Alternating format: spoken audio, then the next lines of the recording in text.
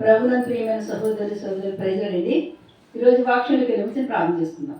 మోహనోతురా మహాగండ సరస్వతుడ నాద పరిశుద్ధాత్ముడ ఆకాశాన్ని భూమిని సమస్తాన్ని సర్వాన్ని సృష్టించిన సృష్టికర్త క్రీస్తు దీనికే ఘనత నీకే మహిమ చెల్లిస్తున్నాను తండ్రి. ఆకాశాన్ని శ్వాసను భూమి పాల్గొట్టిన దాన్ని భూమి పాసలేదండి ప్రార్థిస్తున్నాను తండ్రి. గతించిన ఆదివారం నుంచి ఆదివారం వరకు సజీవన రెక్కల కింద కాచి కాపాడి భద్రపరిచి ఆరోగ్యించి ఆశించి వాళ్ళని శక్తించి ఉన్నందుకు స్థుతులు స్తోత్రాలు. ఇంతవరకు నాయన పాటల్లోని తండ్రి ప్రపంచాత్మ నడిపి సాక్ష్యాలు మీరు ఉన్నందుకు స్థుతులు స్తోత్రాలు చెల్లించినాను తండ్రి. కృపగల తండ్రి నీ కృపను గురించి నువ్వు సహాయం చేయండి తండ్రి. నీ చేతులకు అప్పచెప్తున్నందుకు అగతివేద కాల్చిన శరీరాన్ని ఒడిగిపరిచి మానస్వరాన్ని ఒడిగిపరిచి దైస్వరంతో మాట్లాడి దర్శించమని ఇస్తున్నాను ఉంటున్నాను తండ్రి.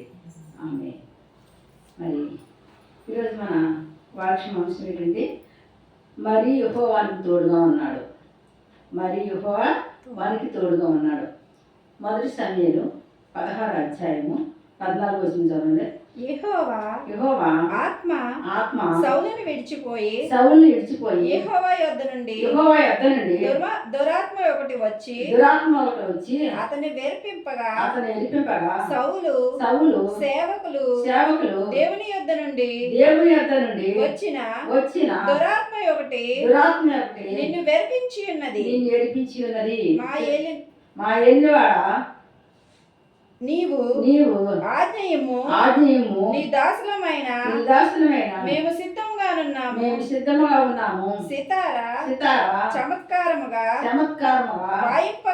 వాయింపగల యొక్కని విచారించుటకై మాకు సెలవిమ్ము. దేవుని యొద్ద నుండి దురాత్మ వచ్చి నిన్ను పట్టినప్పుడల్లా అతడు సితార చేత పట్టుకుని వాయించుట చేత నీవు బాగుపడదువని అతనితో దేవునికి స్తోత్రం. ఎక్కడ యెహోవా మరి ఈ సౌలు అంటే ఎప్పుడైతే సౌలు రాజుని దేవుని ఆత్మ విడిచిపెట్టేసిందో, సౌలు ఎప్పుడైతే అతిక్రమం చేసి దేవుడికి వద్దన్న పని చేసినప్పుడు అండి పరిశుద్ధాత్మ ఎవరినైనా సరే అండి ఎవరైతే దేవుడు చెప్పినట్టు చేయకుండా దేవుడు వద్దన్న పని చేసినప్పుడు అండి ఏమవుతుందో చెప్పండి, దేవుని ఆత్మ వాళ్ళ నుంచి వెళ్ళిపోతుంది. ఆ రీతిగా ఇక్కడ సౌలు నుంచి దేవుని ఆత్మ ఎప్పుడైతే తప్పుకుందో సౌలు అదే అవిధేయత పడిపోయాడు. ఎప్పుడైతే సౌలు దేవుడి మాటకు లోబడలేదో అప్పుడు అంటే దేవుని ఆత్మ వెళ్ళిపోయిందంట. అప్పుడు ఏమొచ్చిందంటే మళ్ళీ దేవుని దగ్గర నుంచి ఒక దురాత్మ వచ్చిందంట, ఒక శాతానాత్మ వచ్చేటండి ఆ సౌలు అంటే బాధ పెట్టేస్తూ ఉంటుందంట, ఆ సౌలు అంటే ఇబ్బంది పెట్టేస్తుంటుందంట. ఆ సౌలుకి ఆ శరీరరీత్యా మరి చాలా ఇబ్బంది పడతాడు, చాలా బాధపడతాడు, చాలా వేదనకే గురైపోతున్నాడట. అటువంటి సమయంలో అంత వేదనతో అంత అలా ఉంటున్న సమయంలో అంటే వాళ్ళ మరి పని వాళ్ళు చూసి అంటున్నారంట, అయ్యా ఏంటయ్యా మీరు రోజు కూడా మీరు ఆ దురాత్మ మిమ్మల్ని బాధ పెట్టేస్తుంది, ఆ దురాత్మ వాళ్ళు మీరు ఏం చేస్తున్నారంటే నెమ్మది లేదయ్యా, మీరు ఆహారం సరిగ్గా తినలేకపోతున్నారయ్యా, మరి ఏదైనా చేద్దారనుకున్నా మీకు ఏమి కాకుండా ఉండదు కనుక మరి మీరు కానీ సెలవిస్తే మీరు మాకు ఒక మాట చెప్పిలా ఉంటేనయ్యా నేను ఒకరిని తీసుకొస్తామయ్యా. మరి ఒక అతను ఉన్నాడయ్యా, అతను చాలా చమత్కారంగా ఏం చేస్తాడో ఒక సితార వాయించాడంట. సితార వాయించినప్పుడు దేవుని స్తుతించినప్పుడు దేవుని ఆరాధించినప్పుడు మీలో ఉన్న దురాత్మ పోతుందని మాకు విశ్వాసం కలుగుతుంది, నమ్మకం కలుగుతుందయ్యా. ఒక మాట మీరు సెలవిస్తే మేము వెళ్ళి అతన్ని తీసుకొస్తామని సౌలు మహారాజుడంట. ఎవరండి ఆ యొక్క పరివారట ప్రతిమాలతో అతను బాధ చూడలేక ఒక మనిషిని ఒక దురాత్మ పట్టిందంటే అది ఎంత మాత్రం పడి ఏం చేస్తారంటే వాడు అన్ని అవయాలు అన్నిటిని కూడా ఏదో రీతిగా ఏదో ఒక వ్యాధిని కలగజేసి ఇబ్బంది పెట్టేసి బాధ పెట్టేస్తూ కనుక ఆ రీతిగానే సౌలు పరిస్థితి అయిపోయిందట. ఎవరికి చెప్పుకోలేకపోతున్నాడు, ఎవరికి ఏ రీతిగా ఉండలేకపోతున్నాడు, ఏ రీతిగా తినలేకపోతున్నాడు, ఏ రీతిగా తాగలేకపోతున్నాడు, పరిస్థితి తారుమారు అయిపోయింది. ఒక రాజుకే అటువంటి పరిస్థితి వస్తే మరి ఇంకేం చేయగలుగుతారు చెప్పండి. ఆ యొక్క ఎంతో గౌరవంగా ఎంతో మంచిగా దేవుని ఉన్నప్పుడు ఏ రీతిగా ఉన్నాడో దేవుని విడిచిపెట్టేసినప్పుడు తన పరిస్థితి ఏమైపోయిందో శిశువులు చూశారు కనుక, తన పరివారం చూశారు, తన ఇంట్లో వారు చూశారు కనుక అతను ప్రతిమాత్మ అటువంటి సమయం ఇక్కడ ఏం జరుగుతుంది చూద్దామండి. సౌలు బాగుగా వాయింపగల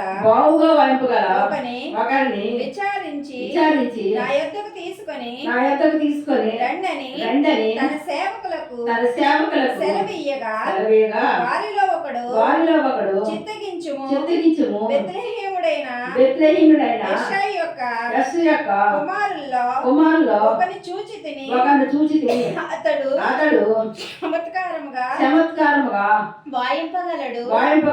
అతడు బహు సూర్యుడని యుద్ధశాలియు మాట నేర్పరియు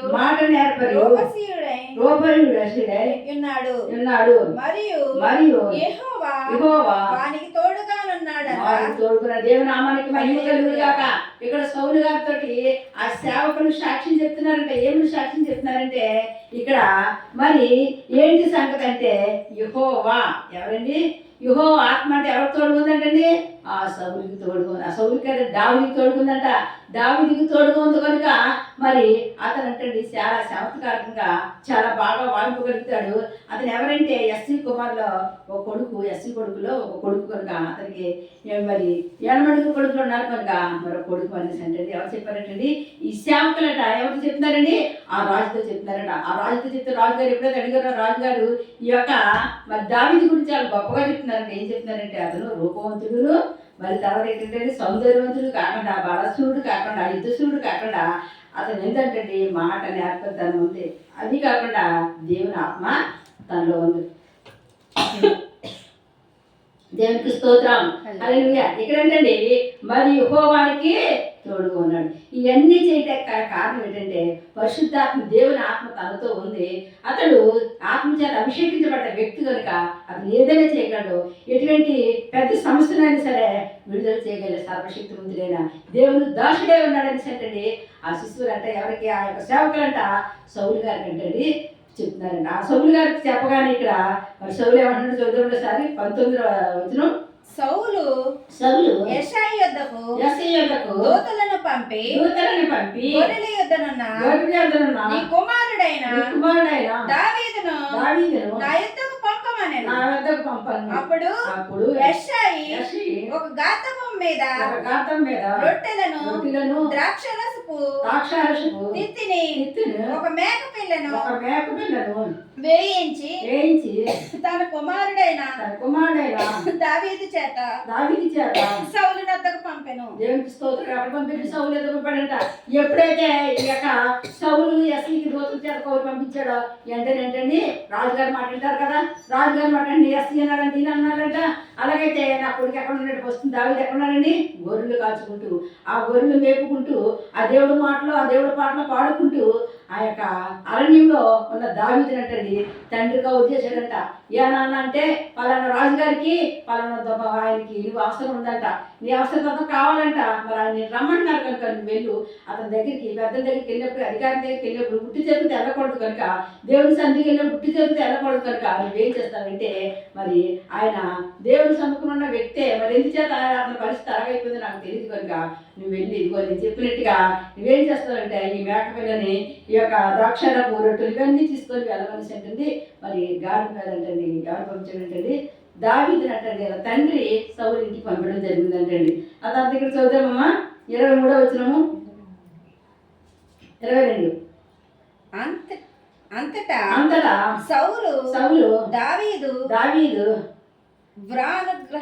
అనుగ్రహము పొందెను గనుక అతడు నా సముఖమందు సేవ చేయుటకు ఒప్పుకోమని యెషయికి వర్తమానం పంపెను. ఏమన్నాడంటే నీ కుమారుడు నేను చూడగానే నాకు అర్థమైంది, నీ కుమారుడు ఫలితాలు, నీ కుమారుడు తీరి నీ కుమారుడు చేసిన కొన్ని పనులు నాకు తెలిసిన కనుక నువ్వేం చేస్తావంటే నీ కుమారుడు నా దగ్గర సేవకుడు ఉండిపోమను, నీ కుమారుడు నా దగ్గర పనిచేయాలి, నా దగ్గర నీ కుమారుడు ఉండాలని అంటండి ఆ ఎస్సీ కట్ట వర్తమానం పంపించాడు దూతల చేత. ఇంక ఈ దావీదుని ఏం చేశాడు చెప్పండి? ఎవరి దగ్గర పెట్టుకుంటాడంటండి? ఇంకా అంటే దావీదికి సౌలుకి అవసరమైనప్పుడు దావీదు ఏం చేయాలి చెప్పండి? మరి సౌలు గారు చెప్పినట్టుగా వినాలన్నమాట. ఆ రీతిగా ఒప్పందం చేసుకోనంటండి దావీదుని అంటండి వాళ్ళ ఇంటి దగ్గర ఉంచారండి. ఉంచినప్పుడు ఏం జరిగింది? 23వ వచనం. దేవుని యొద్ద నుండి దురాత్మ వచ్చి సౌలును పట్టినప్పుడల్లా దావీదు సితార చేత పట్టుకొని వాయింపగా దురాత్మ అతన్ని విడిచిపోయాను. అతను చేత తీరి బాగా దేవునికి స్తోత్రం. ఇక్కడ అంటే దేవుని యొక్క దురాత్మ వస్తుందంట. ఎప్పుడు కూడా దేవుని నమ్ముకుని బిడ్డలో దేవుని మాటలు లేనప్పుడు, దేవుడికి అవధేత లేనప్పుడు, దేవుడు చెప్పినట్టు చేయలేనప్పుడు అంటే దేవుడే ఆ యొక్క వాళ్ళ దగ్గర దురాత్మ పంపిస్తాడంట. ఇక్కడ ఎందుకు పంపిస్తాడంటే ఇప్పుడైనా వాళ్ళు లోపడతారా లేదా, ఇప్పుడైనా వాళ్ళు దేవుడిని తెలుసుకుంటారా లేదనేసి మరి ఆల్రెడీ దేవుడు తెలుసుకున్నవాడు, దేవుడిని ఎరిగినవాడు, దేవుడి చేత అభిషేకించబడ్డవాడు, ప్రజలకి 4 సంవత్సరాలు ఏం చేసేది చెప్పండి? పరిపాలన చేసిన రాజు లాస్ట్ ఏం చేశాడంటండి, దేవుడు మాట కాలేదు కనుక ఏం లేదు కనుక దురాత్మ వచ్చి ఏం చేసింది చెప్పండి, అతను బాధ పెట్టేస్తుంది, హింసించేస్తుంది. అటువంటి సమయంలో ఎప్పుడైతే అలా హింసించేసి బాధ పెట్టేస్తుందో అటువంటి సమయంలో అంటండి దావీదంట సితార పట్టుకునంట ఆ సితారాన్ని చక్కగా ఏం చూడండి వాయించుకోవడం. దేవుడు నామానికి మహిమ కలుగును కాక. మన దేవుడు సర్వశక్తిమంతుడు, సర్వాధికారి. అందుకే నేను చెప్తాను, పాటలు ఏముంటుంది చెప్పండి, దేవుని పరిశుద్ధాత్మ శక్తితో పాటలు పాడినప్పుడు, దేవుని ఆరాధించినప్పుడు దురాత్మ ఏమైపోతుంది చెప్పండి, పారిపోతాయి. దురాత్మ నుంచి వాళ్ళకట మరొక మనిషిని చెంప మీద పడితే ఎంత గట్టిగా దెబ్బ తగ్గుతుందో ఆ దురాత్మలు కంటండి ఈ పాటలు ఈ యొక్క వాయిద్యాలు ధ్వనినప్పుడట వాటికంట అటువంటి క్రియ జరుగుతుంది కనుక ఆ దురాత్మ ఏం చేస్తుంది చెప్పండి, పారిపోతాయి. అందుకోసమే ఇంత మట్టుగా ఆరాధనకు వచ్చి ఏం చేయాలి, పాటలు పాల్గొన్నప్పుడు పాటలు పాడినప్పుడు దేవుని శక్తిని మనం ఆటోమేటిక్గా పొందుకుంటామండి. ఇక్కడ ఈ యొక్క మరి సితార వాయిస్తూ చక్కగా పాటలు పాడుతున్న ఈ దావీదును జాయిగా ఏం చేసినటువంటి రాజు అయినప్పుడండి అతనికి చక్కగా నిద్ర పట్టిందండి. అంతవరకు నిద్ర లేకుండా ఏవో ఆలోచనలు ఏవో తలంపులు నిద్ర పట్టింది కాదంట, ఎంతో వేదన గురైపోయిందంట, శరీరం అంతా బలహీనత అయిపోయిందండి. ఎక్కడ చూసినా నొప్పి, ఎక్కడ చూసినా బాధ, ఎక్కడ చూసినా వేదన, ఆహారం తినేవాడు కాదండి రాజు. అటువంటి సమయంలో మరి దావీదు ఎప్పుడైతే వచ్చాడో, దావీదు ఎప్పుడైతే సితార వాయించడం మొదలు పెట్టాడో, దావీదు ఎప్పుడైతే దేవుడిని స్తుతిస్తూ మరి సౌలు గారి దగ్గర ఉంటూ ఉన్నాడో, ఎప్పుడైతే దేవునికి స్తుతి స్తోత్రాలు చెప్తే ఆ వాయిద్యాన్ని వాయిస్తున్నాడు, సితార చదువుతుగా వాయిస్తున్నాడు. ఆయన చక్కగా పడుకునేవాడంట, ఆయనకి మనశ్శాంతిగా ఉండేదట. అలా మనశ్శాంతిగా ఉండి అలాగే కొన్ని రోజులు కొన్ని నెలల్లో అలాగే గడిచిపోతూ ఆ దావీదు మాత్రం ఎక్కడున్నాడు చెప్పండి, సౌలు గారి యొక్క సమక్షంలో మాత్రమే మొన్న. తర్వాత ఏం జరిగిందో చదివండి. తర్వాత 17వ అధ్యాయం 1 సమయాలు 17వ అధ్యాయం అండి 1 నుంచి చదవండి. ఫిలిష్తీయులు తన సైన్యములను యుద్ధమునకు సమకూర్చి యూదా దేశములోను షోకోలో కూడి ఏ బేస్తము దగ్గర సోకోను అజేకును మధ్యను దిగియుండగా సౌలును ఇశ్రాయేలును కూడి వచ్చి ఎలా లోయలో దిగి ఫిలిష్తీయులు ఎదురుగా యుద్ధ భక్తులను తీర్చిరి. ఫిలిష్తీయులు ఆ తట్టు పర్వతం మీదను ఇశ్రాయేలు ఈ తట్టు పర్వతం మీదను నిలిచియుండగా ఉభయులు మధ్యన ఒక లోయ. దేవుని స్తోత్రం. ఇక్కడ అంటే ఫిలిష్తీయులు తన సైన్యం తీసుకున్నట్టండి శోకాలు వచ్చేసి ఈ యొక్క మరి ఇశ్రాయేలుని మీద కట్టండి యుద్ధానికి రావటండి వాళ్ళ సైన్యంతో వాళ్ళ రాజుతో కూడా వాళ్ళు వచ్చేసినట్టు అయ్యల కంటండి వీళ్ళిద్దరి మధ్య ఒక లోయ ఉందట. మరి అవతల వైపు నుంచి వాళ్ళు మాట్లాడుతారు, ఈ ఫిలిష్తీయులు మాట్లాడతారు, ఇవతల వైపు ఇశ్రాయేలు ఉన్నారంటండి. ఇలా ఉండేటప్పుడు అంట మరి అవతల వైపు ఈ ఫిలిష్తీయులు అంట మరి ఇశ్రాయేలు మీదకంట అందులో ఒకడు ఉన్నాడంట, ఒక రాజు ఉన్నాడంట. రాజు ఏం చేస్తున్నాడంటే ఫిలిష్తీయులు రాజు అంటండి ఇశ్రాయేలు మీద అంటండి చెప్తున్నట్టు ఏం చెప్తానంటే, మీలో మనగాడు, మీలో రాజు, మీలో గొప్పవాడు ఎవడైనా ఉన్నాడంటే నన్ను ఎదుర్కోమను, నా మీద యుద్ధం చేయమను. నా మీద యుద్ధం చేసినప్పుడు మాత్రమే మిమ్మల్ని విడిచిపెట్టాలి, లేదంటే మిమ్మల్ని అందరూ కూడా నేను ఏకరీతిగా చంపేస్తానని అంటండి. అలాగంటే 40 రోజులు ప్రతిరోజు వస్తున్నట్టండి ఇశ్రాయేలు అంటే బాధ పెడుతూ ఉండేవాడంట. ప్రతిరోజు వచ్చేవాడంట, బెదిరించేవాడంట. మరి వాళ్ళ ఆ యొక్క ఫిలిష్తీ ఆ యొక్క గొలియాత్ యొక్క అతని పేరు గొలియాత్ అంట. ఆ గొలియాత్ ఒక మాట్లాడినప్పుడు అంటే అడ్డుపోయేవారంట, బెదిరిపోయేవారంట. ఆ మనిషి ఏ రీతిగా ఉంటాడు ఇక్కడ బైబిల్ గ్రంథంలో స్పష్టంగా రాయబడి చూడండి, అతను ఏ రీతిగా ఉంటాడో చదువు. ఇక్కడ 4వ వచనం. గతువాడైన గొలియాతు అను సూర్యుడొకడు ఫిలిష్తీయులు దండులో నుండెను బయలుదేరుచుండెను. అతడు 6 మూళ్ళ జానుడు ఎత్తు మనిషి అతని తల మీద రాగి శిరస్థానం ఉండెను. అతడు యుద్ధ కవచము ధరించుండెను. ఆ కవచము 5,000 తులముల రాగి ఎత్తుగలది. మరియు అతని కాళ్ళకు రాగి కవచమును అతని భుజముల మధ్యను రాగి బల్లెం ఒకటి ఉండెను. అతని అతని ఈటికర్ర నేతగాని ధోని అంత పెద్దది మరియు అతను ఈటికోన 600 తులము నుండెను ఎత్తుగలది ఒకడు డాలును మోయిచు అతని ముందర పోచుండెను. దేవునికి స్తోత్రం. ఇంత బలమైన గొలియాతు 6 మూడు జాతి గొలియాతు ఇంత రాగి స్థిరస్థానం ధరించుకొని శరీరంలో ఎక్కడ ఏ భాగము కూడా కనబడకుండా శరీరం అంతా రాగితో నిండిపోయి మరి ఇంత భయంకరంగా ఉన్న ఈ మనిషి వచ్చేటండి ఏం చేస్తున్నారు చెప్పండి? ఇశ్రాయేల్ని బెదిరిస్తున్నాడు. ఇశ్రాయేల్లో దేవుడు ఉంటే, మీలో దేవుడు ఉంటే, మీరు రాజులని, మీరు సూర్యులని ఎవరైనా సరే నన్ను ఎదుర్కోండి, నా దగ్గరికి రండి, మిమ్మల్ని ఏం చేస్తానంటే చెప్పండి, మిమ్మల్ని మీద నేను యుద్ధం అని జయిస్తానని అంటే సవాలు చేస్తున్నాడంట, తొడగొడుతున్నాడంట, లేనిపోని మాట్లాడుతున్నాడంట, ఏవో చెప్తున్నాడంట. ఈ 40 రోజులు కూడా అదే ప్రకారంగా ఆ రేవు పక్కన ఉందండి, ఆ రేవు పక్కన ఉందంట. అతను అదే పరంగా మరి చేస్తున్నాడంట. ఎప్పుడైతే చేస్తున్నాడో, ఎప్పుడైతే ఏ రీతిగా మరి చేస్తున్నాడంటే అదే రీతిగా రోజు కూడా మరి పెద్ద ఇంటికి వచ్చిన బాధపడుతున్నాను. రాజుగారికి సౌరికైతే మధ్య లేదంటే ఏంటి మా పరిస్థితి ఏంటి, ఏం చేయాలా అర్థం కాని పరిస్థితిలో తనున్నాడు, అనారోగ్యంతో తనున్నాడు, సాధారణ తను ఏడిపిస్తుంది. ఈ పరిస్థితిలో ఉండకపోతే మళ్ళీ ఇదో బాధ. ఏ బాధండి? యుద్ధానికి ఆ యొక్క గొలియాతు వచ్చి ఇశ్రాయేలుని ఏం చేస్తాడో, ఈ రాజ్యం ఏమైపోతుందో అనే ఒక బాధతో వేదంతో ఉన్న సమయంలో అన్నట్టండి ఇక్కడ మరి దేవుడు ఒక గొప్ప కార్యం చేశాడంటండి. మన దేవుడు సర్వశక్తిమంతుడు, ఆయన ఏదైనా చేయగలడు. ఆయనకి అసాధ్యం ఈ లోకంలో ఏమనుందండి? ఏమి లేదు, ఆయనకి సమస్తం సాధ్యమే. మరి సాధ్యం కాని దాన్ని సాధ్యపరిచే శక్తి దేవుడికి మాత్రం ఆ రీతిగా మరి ఈ యొక్క గొలియాతు వచ్చేటువంటి సవాలు చేస్తున్న సమయంలో అన్నట్టండి ఇక్కడ ఏం జరుగుతుందో చదవండి. 17వ అధ్యాయం చదవమా. అతడు నిలిచి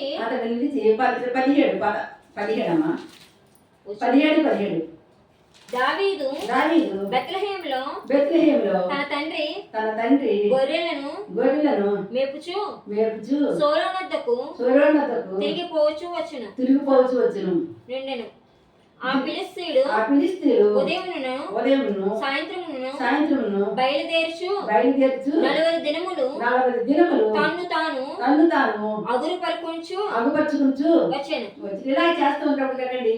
ఇక్కడ మరి చాలా మంది ఇక్కడ దావీదు ఏం చేశాడంటే, సౌలు ఏం చేశాడంటే కొంతమంది యువకులని మరి యుద్ధంలోకి ఎవరెవరైతే మరి ట్రైనింగ్ అయి ఉన్నారు, ఎవరెవరైతే మరి యుద్ధంలో ట్రైనింగ్ ఉన్నారు వాళ్ళందరూ యువకులందరూ సమకూర్చుకున్నాడంట. వీళ్ళందరూ సమకూర్చుకొని అందరినీ తీసుకొచ్చి మరి అక్కడ నిలబెట్టి యుద్ధంలో ఎవరైనా ముందుకు వస్తారేమో అనేసంటండి. మరి అందరూ యుద్ధ సన్నిధిలో కూర్చొని ఉన్న సమయంలో ఇక్కడ ఏం జరిగిందంటే చదువుదామండి ఒకసారి.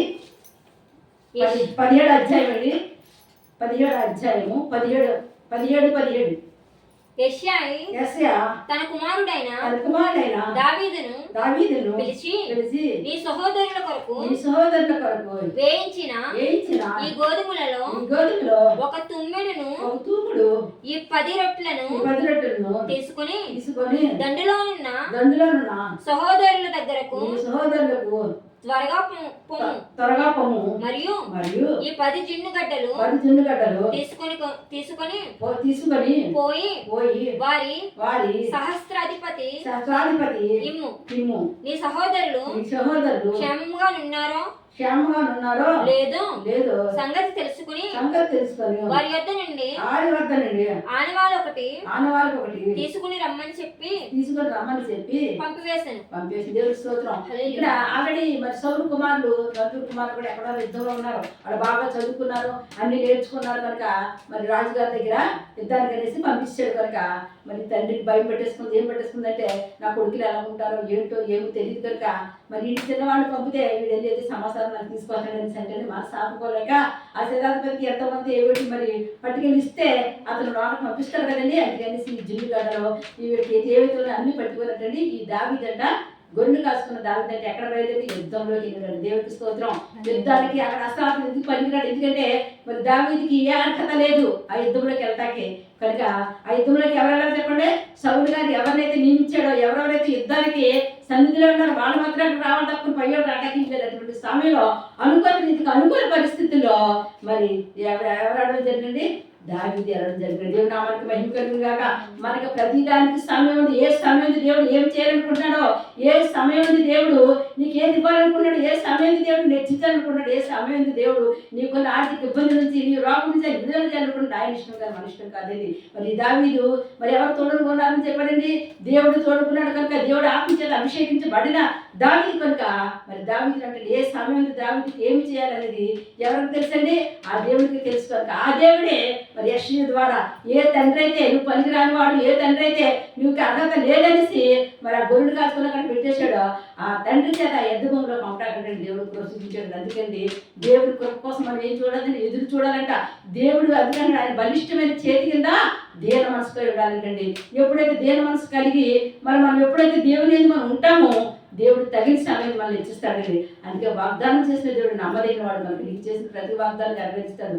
ఎట్టి పరిస్థితుల్లో ఆధారపడిపోకూడదు. ఎప్పుడైతే ఆధారపడిపోతాం, ఎప్పుడైతే నేర్చుపడిపోతాం, ఎప్పుడైతే మన పరిస్థితి నుంచి మనం నీకు ఎందుకులే నాకు బతికింటే నేను ఎలాగ ఉంటాను అనుకుంటామో అప్పుడే దృష్టి ఏం చేస్తే ఏదో క్రియ చేస్తాడు. కనుక దేవుడు చెప్పినట్టు చేయాలంటే మనం కూడా నిరీక్షణ కలిగి ఉండాలి. నిరీక్షణ కలిగి, విశ్వాసం కలిగి, నమ్మకం కలిగి ప్రార్థించుకున్నప్పుడండి తగిన సమయం వచ్చినట్టు దేవుడు ఇచ్చిస్తాడంట. నీతో దేవుడు మొదటిసారిగా ఏ రోగం వచ్చినా, ఏ బాధ కలిగినా, ఏ పరిస్థితులు ఏమైపోయినప్పుడు కూడా నా మధ్య దేవుడు ఉన్నాడు, నాతో దేవుడు ఉన్నాడు, నేను ఆయన నడిపిస్తాడు, ఈ రోగం నుంచి నన్ను విడుదల కలగజేస్తాడు, ఈ వ్యాధి నుంచి నన్ను విడిపిస్తాడు, ఈ సమస్య నుంచి నన్ను తప్పిస్తాడని విశ్వాసంతో ఉండాలి. విశ్వాసం లేకుండా ఏమి కూడా జరగదు. కనుక ఈ దావీదు నమ్మకంతో విశ్వాసంతో గొర్రెలు కాచుకున్నప్పుడు తన తండ్రే మరి యుద్ధ భూమిలో పంపించాడండి. దేవుడు పంపించాడు. దేవుడు ఆమెకు మహిమ కలుగును కాక తగిన సమయం కోసం ఎదురు చూసినప్పుడు దేవుడే సహాయం చేస్తాడు. మరి దావీదుకి సహాయం చేసిన దేవుడు మనకు కూడా సహాయం చేస్తాడు. మనకి ఏదైతే వాగ్దానం చేశాడో ఆ వాగ్దానం నెరవేర్చిన దేవుడు ప్రచురించబడి ఉన్నారు. ప్రార్థన చేసుకున్నాడు. మోహనుడా, మహాగండ, సర్వశక్తుడా, నాదా, పరిశుద్ధాత్ముడా, గొప్పవాడు, శక్తిమంతుడు, సర్వశక్తిమంతుడు, ఏదైనా చేయగల తండ్రి నాయన. మరి నువ్వు తోడుకున్నావు తండ్రి, ఎవరికి దావీదుకు తోడుకున్నావు ప్రభు నాయన. సౌలు భయంకరమైన వ్యాధితోటి, భయంకరమైన నన్ను రోగంతో భయంకరంగా తండ్రి నిద్ర పట్టక ప్రభు తండ్రి నాయన. ఏసయ్య తండ్రి ఒక శాతాలు వచ్చి తనని బాధ పెడుతున్నప్పుడు భావ్య దావీదు చమత్కారంగా సితార వాయించినప్పుడు ఏదైతే విడుదల ఇచ్చావో తండ్రి అడ్డు ఎంతమంది దెయ్యపాత్మతో తండ్రి నాయన చేతపడి శక్తితో నిద్ర లేవుతున్నారో వారందరికి వేస్తున్నాము విడుదల కలుగును కాక తండ్రి. ఎవరైతే నమ్ముతున్నారో, ఎవరైతే విశ్వసిస్తున్నారో వారందరికి వేస్తున్నాము విడుదల కలుగును కాక. పరిశుద్ధాత్మ మీరు ముట్టండి, మీరు స్వస్థపరచండి, మీరు తాకండి అయ్యా నాయన. రక్షణ అనేకమైన సమస్యలు, అనేకమైన కష్టాలు, అనేకమైన బాధలు తండ్రి చెప్పుకోలేని సమస్యలతో కుమిలిపోతున్నారయ్యా నాయన. మాకెవరు దిక్కు, మాకెవరున్నారు, మాకెవరు సహాయం చేస్తారో, మమ్మల్ని ఎవరు ఈ స్థితి నుంచి విడిపిస్తారని ప్రభు తండ్రి. అంగలాడుస్తూ దుఃఖిస్తూ వ్యాధులతో మన బిడ్డల పట్ల నాయన కృప చూపించి తండ్రి, కరుణ చూపించి తండ్రి, జాలి చూపించి ప్రభు, దయ చూపించి ప్రభు నటువంటి బిడ్డలకు ప్రభావ నువ్వు సహాయం చేయండి అయ్యా తండ్రి. రాజా, రక్షక, నాదా, పరిశుద్ధాత్మ అందరికీ దేవుడి ఉన్నావు తండ్రి నాయన. పరిశుద్ధాత్మ అందరిని కరుణించేవాడు, కటాక్షించేవాడు. ఏ బిడ్డ వ్యాధులతో ఉందో ఆ బిడ్డ పట్ల కృప చూపించండి ప్రభు నాయన. ఎవరైతే తండ్రి రాజా, రక్షక, నాదా, పరిశుద్ధాత్మ కుమిలిపోతున్నారో, నలిగిపోతున్నారు బాబు తండ్రి నాయన. భర్తను పోగొట్టుకొని, భార్యను పోగొట్టుకొని, బిడ్డలు పోగొట్టుకొని ప్రభు నాయన, తండ్రిని పోగొట్టుకొని ప్రభు తండ్రి చెప్పుకొని నాయకున్నా దుఃఖంతో వ్యాధంతో కుటుంబాలకు వేస్తున్నాము విడుదల కుటుంబాలు బాధార్చిందయ్యా. వాళ్ళకి ఆదరణ కలగజేయండి ప్రభు తండ్రి. తండ్రిగా నేనున్నానని వారితో మీరు చెప్పమని అడుగుతున్నాను తండ్రి. రాజా, రక్షక, నాదా, పరిస్థితి ఎక్కడ చూసిన భయంకర పరిస్థితులయ్యా, నెమ్మది లేదయ్యా, శాంతి లేదయ్యా, సమాధానం లేదయ్యా. శాంతి సమాధానం లేకుండా తండ్రి కొట్టుకుంటాను ప్రజల పట్ల కృప చూపించి తండ్రి వారికి శాంతి సమాధానం కలగజేయండి. ప్రతి కుటుంబానికి క్షమాన్ని అనుగ్రహించు. ప్రతి కుటుంబంలో ఏలుబడి చేతుల ప్రతి దురాత్మ శక్తులు వేస్తున్నాము గతించి బాధితులు నడుచున్న పరిశుద్ధాత్మ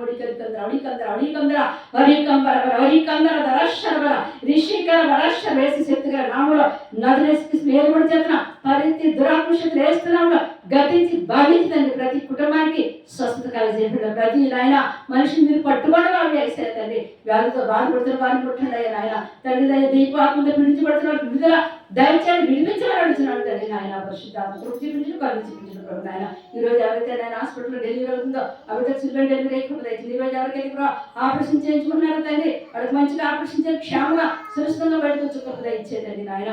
రక్ష ఈ రోజు ప్రయాణం చేస్తున్న వారికి ప్రభు నాయన ప్రయాణం మీకు తోడుకుంటుంది. ఈ రోజు నాయన ఈ రోజు ఎవరికైతే వివాహాలు జరుగుతున్నప్పుడు ఎవరికైతే ప్రభు నాయన రక్షకనాలు ఇళ్లలో దిగుతున్నారు ప్రభు, ఎవరితో పుట్టినరోజు పెళ్లి రోజులు చేసుకుంటున్నారు ప్రభు అందరూ కూడా దీవించి ఆశీర్వదించి మనం వచ్చినాడు తండ్రి నాయన. రక్షక, నాదా, పరిశుద్ధాత్మ తండ్రి నాయన ప్రతి శుభకార్యాల్లో మీరుండి ప్రభు నాయన క్షేమంగా సౌఖ్యంగా కృపణగా ఇచ్చేవాళ్ళు నడుచున్నాను తండ్రి రక్షకానాథ. గర్భాలను పెట్టి చూడండి బాబు, గర్భాలను అనుగ్రహించిన ప్రభా నాయన అన్న గర్భం తెలిసిన దేవుడు, శారా గర్భం తెలిసిన దేవుడు తండ్రి నాయన కూడా గర్భాలను ఎదురు చూస్తుండగా వాళ్ళ గర్భాలు తెరవడం, గర్భంలోని దోషాన్ని తొలగించి గర్భాన్ని పండించి నామానికి మహిమ తెచ్చుకోండి.